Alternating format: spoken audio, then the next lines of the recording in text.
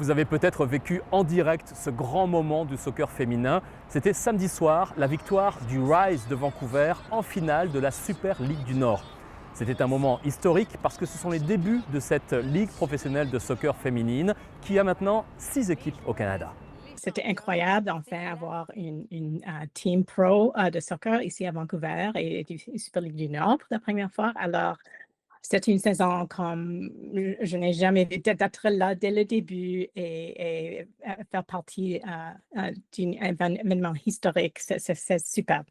Le sport professionnel féminin explose en ce moment au Canada. Et il n'y a pas que le soccer. Le hockey aussi a une nouvelle ligue professionnelle féminine qui en est à sa 3e saison et Vancouver a une toute nouvelle équipe, les Golden Eyes. Et puis, le basketball professionnel féminin va faire son apparition à Toronto en 2026.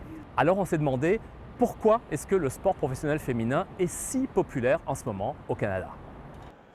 To win it for Canada! Et le déclic s'est peut-être produit ici. La médaille d'or olympique de l'équipe canadienne féminine de soccer, c'est à Tokyo en 2021. Mais c'est ensuite le travail de Diana Matheson qui a tout changé. Étoile du soccer féminin, devenue entrepreneur, c'est elle qui a créé, après un travail acharné, la Super Ligue du Nord.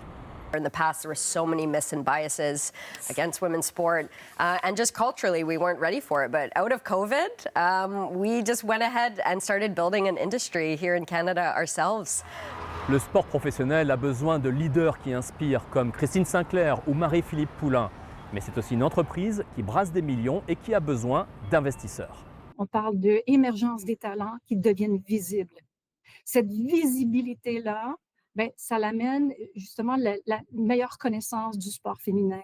Et de là, quand on voit l'enthousiasme que ça prend aux Jeux olympiques, quand on voit l'enthousiasme que ça prend au niveau des diffuseurs, les rapports vont démontrer que c'est un bon investissement. Le marché du sport professionnel féminin a doublé au pays depuis 2023, selon l'association Femmes et Sport au Canada. Il dépasse maintenant les 400 millions de dollars. Et tout cela grâce aux supporters dont l'affluence aux matchs en personne et devant leur télévision a dépassé toutes les prévisions.